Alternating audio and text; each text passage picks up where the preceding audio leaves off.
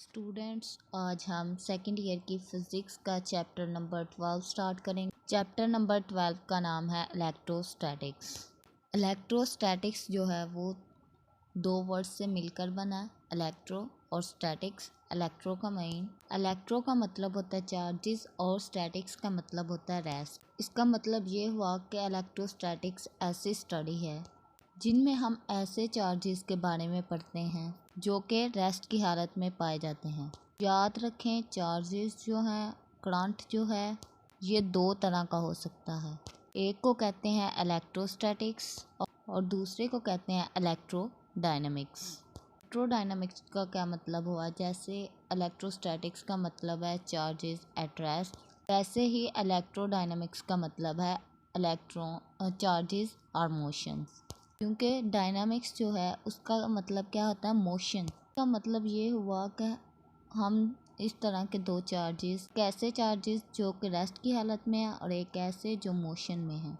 Chapter के अंदर हमने इलेक्ट्रोडायनामिक्स के बारे में स्टडी नहीं करना बल्कि इलेक्ट्रोस्टैटिस्टिक्स के बारे में स्टडी करना है जो कि रेस्ट की हालत में होंगे चार्जेस। सबसे पहले इलेक्ट्रोस्टैटिक्स की डेफिनेशन से स्टार्ट करेंगे। देखते हैं हम इलेक्ट्रोस्टैटिक्स को कैसे डिफाइन कर सकते हैं। इलेक्ट्रोस्टैटिक्स की डेफिनेशन क्या होगी? It is the branch of physics which deals with the charges at rest. यानी कि ये फिजिक्स की ऐसी ब्रांच है जो कि ऐसे चार्जेस को डील करती है जो कि रेस्ट की हालत में है। क्योंकि हम चार्जेस के बारे में बात कर रहे हैं, इसलिए सबसे पहले आपको ये पता होना चाहिए कि चार्जेस क्या होते हैं, कितने टाइप्स के होते हैं और इनकी नेचर क्या होती है। सबसे पहले हमारी बॉडी जो है ये भी चार्जेस से मिलके बनी होती है। इवन के हर एक चीज़ जो है वो चार्जेस से मिलके बनी हुई है।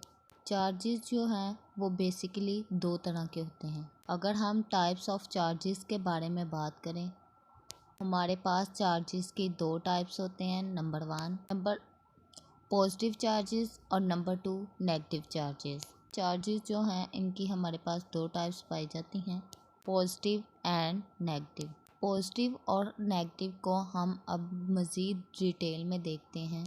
याद रखें, आपके पास अगर दो सिमिलर चार्जेस हैं, एक पॉजिटिव चार्ज है और दूसरा भी पॉजिटिव चार्ज है, दो हमारे पास सेम चार्ज हैं, दोनों चार्जेस को अगर हम एक दूसरे के करीब लेके आएंगे तो ये एक दूसरे पर फोर्स लगाएंगे। इस केस में जो फोर्स लगेगी वो रिपल्शन की होगी, यानी कि एक दूसरे को रिपेल करेंगे और ऑपोजिट साइड को मूव करेंगे। बिल्कुल इसी तरह से अगर हम दो नेगेटिव चार्जेस को लेके आए एक दूसरे के करीब तो वो भी एक दूसरे के ऊपर रिपल्शन की फोर्स लगाएंगे, यानी कि वो भी एक दूसरे को पीछे की तरफ धकेलेंगे। हम यहाँ से ये कंक्लूजन ले सकते हैं, like charges repel each other, मतलब कि एक जैसे जो चार्जेस होते हैं वो एक दूसरे को रिपेल करते हैं। बिल्कुल इसी तरह से अब हम एक पॉजिटिव चार्ज को एक नेगेटिव चार्ज के करीब लेके आए, चार्जेस भी एक दूसरे के ऊपर फोर्स लगाते हैं जिसको हम इलेक्ट्रिक फोर्स कहते हैं या इसको इलेक्ट्रोस्टैटिक फोर्स भी कहा जा सकता है। ये जो चार्जेस हैं ये एक दूसरे के ऊपर जो फोर्स लगाएंगे, ये फोर्स जो है वो अट्रैक्शन की होगी। आपने इनकी नेचर के बारे में याद रखना है। अगर आपके पास सिमिलर चार्जेस हैं वो रिपेल करेंगे, अगर आपके पास ऑपोजिट चार्जेस हैं तो वो अट्रैक्ट करेंगे। पॉजिटिव को रिपेल करेगा, नेगेटिव को रिपेल करेगा। अगर आपके पास पॉजिटिव है और एक नेगेटिव है तो वो दोनों एक दूसरे को अट्रैक्ट करेंगे। चाहे आपके पास चार्ज पॉजिटिव हो चार्ज नेगेटिव हो, उस चार्ज का मैग्नीट्यूड जो है वो होता है 1.6 × 10⁻⁻19 कॉलम। चार्ज जो है इसको आमतौर पर हम Q से शो करते हैं। इसको कई जगह पे +E से भी शो किया जाता है। अगर जहाँ पॉजिटिव चार्जेस हैं वहाँ +E से, जहाँ नेगेटिव चार्जेस हैं उसे -E से शो किया जाता है। लेकिन इसका मतलब सेम ही होगा चाहे आप E लिखें या Q लिखें। के चार्ज के ऊपर जो मैग्नीट्यूड है वो -1.6 × 10⁻⁻19 कॉलम भी रहेगा। चार्ज को मेजर करने के लिए जो यूनिट होता है वो आपके सामने लिखा हुआ है कॉलम। चार्ज को हम कॉलम से मेजर करते हैं। आपने यहाँ देख लिया अट्रैक्शन की या फिर रिपल्शन की। इस फोर्स का मैग्नीट्यूड कितना होगा और ये फोर्स जो है ये किन किन चीज़ों पे डिपेंड करती है। इन तमाम क्वेश्चन का जो आंसर जो है एक साइंटिस्ट था जिसका नाम था कूलम, उसने दिया। हम स्टार्ट करते हैं कूलम्स लॉ से, क्योंकि ये आज का हमारा फर्स्ट टॉपिक है। देखते हैं कूलम ने जिसकी नेचर को, इस पर लगने वाली फोर्सेस को कैसे एक्सप्लेन किया। कूलम्स लॉ अब हम पढ़ेंगे। कूलम्स जो मैंने अभी आपको बताया, जो कि एक साइंटिस्ट था जिसने 1874 के अंदर कुछ एक्सपेरिमेंट्स किए। उन एक्सपेरिमेंट्स की मदद से उसने ये प्रूफ किया कि जो सिमिलर चार्जेस हैं या ऑपोजिट चार्जेस हैं वो एक दूसरे को अट्रैक्ट करते हैं या रिपेल करते हैं। अब इन अट्रैक्शन या रिपल्शन की फोर्सेस के बारे में उसने बताया कि वो किन किन चीज़ों पे डिपेंड करती है। यहाँ पे हम फ़र्ज़ करते हैं कोई भी दो चार्जेस हैं। लेट्स सी, एक चार्ज है जिसका मैग्नीट्यूड है Q1, दूसरा चार्ज है Q2। हमें नहीं पता इनके ऊपर कौन सा चार्ज है, पॉजिटिव है या नेगेटिव है, लेकिन चाहे जो भी चार्ज हो वो एक दूसरे को पर फोर्स ज़रूर लगाएंगे, चाहे वो अट्रैक्शन की हो चाहे वो रिपल्शन की। फर्ज करें फर्स्ट चार्ज का मैग्नीट्यूड है Q1 और सेकंड का है Q2। इन दोनों चार्जेस के सेंटर के दरमियान जो डिस्टेंस पाया जाता है वो है R। इस एक्सपेरिमेंट्स के जरिए कूलम ने जो है प्रूव किया इलेक्ट्रोस्टैटिक फोर्स दोनों चार्जेस एक दूसरे के ऊपर लगाएंगे। फर्ज करें उस फोर्स को हम शो कर देते हैं F के साथ। तो उस कूलम लॉ के दो हिस्से हैं। पहले हिस्से में वो ये बता रहा है, नंबर 1, जो भी फोर्स इस दोनों के दरमियान लगेगी, चाहे वो अट्रैक्शन हो या रिपल्शन हो, वो फोर्स जो है वो डायरेक्टली प्रोपोर्शनल दोनों चार्जेस के मैग्नीट्यूड के प्रोडक्ट के, यानी कि Q1 और Q2। इसका मतलब ये हुआ कि जितना इन चार्जेस के मैग्नीट्यूड को बढ़ाएंगे उतना इन दोनों पर लगने वाली फोर्सेस में इजाफा होगा। सेकंड में वो ये बता रहा है कि फोर्स जो है वो इन दोनों चार्जेस के दरमियान पाए जाने वाले डिस्टेंस के स्क्वायर के इन्वर्सली प्रोपोर्शनल है। तो इसका मतलब ये हुआ, अगर आपने किसी भी दो चार्जेस के दरमियान फोर्स ऑफ अट्रैक्शन या फोर्स ऑफ रिपल्शन यानी कि इलेक्ट्रोस्टैटिक फोर्स जो है वो मेजर करना हो, तो आप कैसे करेंगे? तो आप इन दोनों चार्जेस के मैग्नीट्यूड और इनके दरमियान डिस्टेंस की मदद से कैलकुलेट करेंगे। यहाँ पे जो है हम कूलम्स लॉ की स्टेटमेंट लिखते हैं, देखते हैं यही चीज़ें दोनों में किस तरह से एक्सप्लेन की हुई हैं। कूलम्स लॉ की स्टेटमेंट ये है कि it states that the magnitude of electrostatic force between दो चार्जेस के दरमियान जो मैग्नीट्यूड होता है इलेक्ट्रोस्टैटिक फोर्स का, वो क्या होता है? Number 1 is directly proportional to the product of magnitude of charges. जैसे कि हमने ऊपर देखा, जो फोर्स है वो इन दोनों चार्जेस के मैग्नीट्यूड के प्रोडक्ट के डायरेक्टली प्रोपोर्शनल है and inversely proportional to the square of distance between them।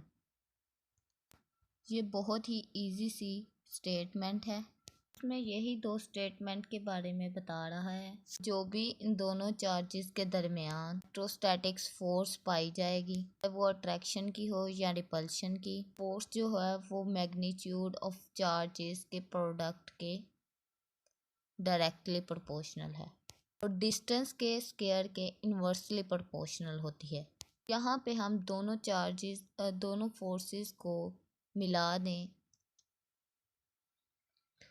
हम यहाँ पे लिख सकते हैं Fx is directly proportional Q1 Q2 divided bye R square. ये हमारे पास जो है वो कूलम्स लॉ की मैथमेटिकल फॉर्म आ गई।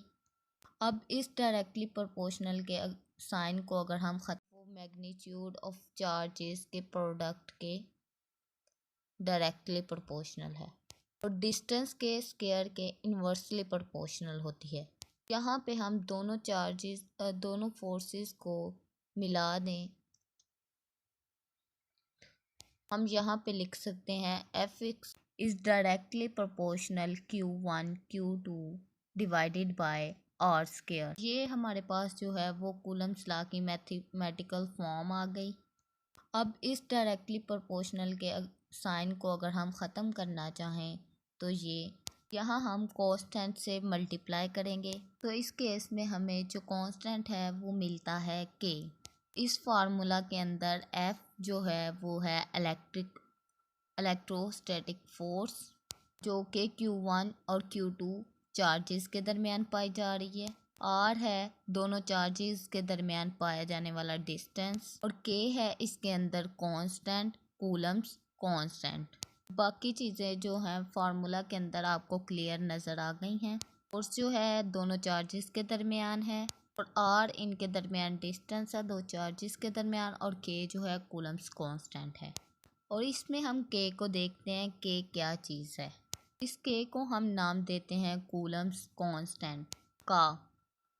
इस K की वैल्यू होती है 1/4 पाई एप्सिलॉन नॉट।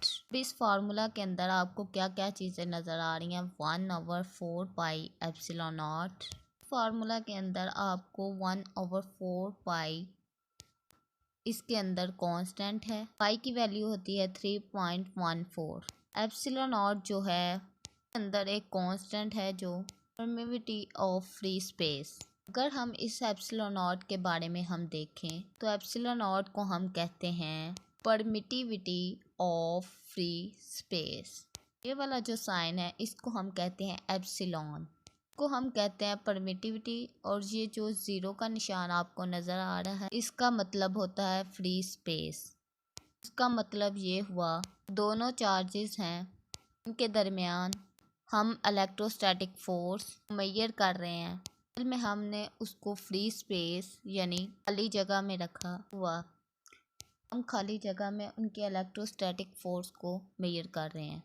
तो एप्सिलॉन नॉट इसकी वैल्यू होती है 8.85 मल्टीप्लाई 10⁻⁻12, और इसका यूनिट होता है कूलम स्क्वायर पर न्यूटन पर मीटर स्क्वायर। और ये वाली वैल्यू और बाकी भी वैल्यू अगर हम पुट करें तो देखते हैं कि K की वैल्यू क्या निकलती है। K की वैल्यू होती है 1/4 पाई एप्सिलॉन नॉट, ये बनेगी 1/4। पाई की वैल्यू 3.14, एप्सिलॉन नॉट की वैल्यू 8.85 मल्टीप्लाई 10⁻⁻12। तो K की वैल्यू फ्री स्पेस के लिए जो आएगी वो है 9 मल्टीप्लाई 10⁻⁹ न्यूटन मीटर स्क्वायर पर कूलम स्क्वायर। याद रखें ये K जो है फ्री स्पेस के लिए कांस्टेंट है, और ये वैल्यू जो है ये भी फ्री स्पेस के लिए ही कैलकुलेट की है, यानी कि तब जब हमने इन चार्जेस को रेस्ट की हालत में रखा हो और इन चार्जेस को हमने फ्री स्पेस में रखा हो। और ये जो K की वैल्यू है इसको हम कूलम्स लॉ के अंदर पुट करें तो वो हमारे पास क्या बनेगा। अभी हमने कूलम्स लॉ की मैथमेटिकली फॉर्म पढ़ी थी, F is equal to K Q1 Q2 divided by R square.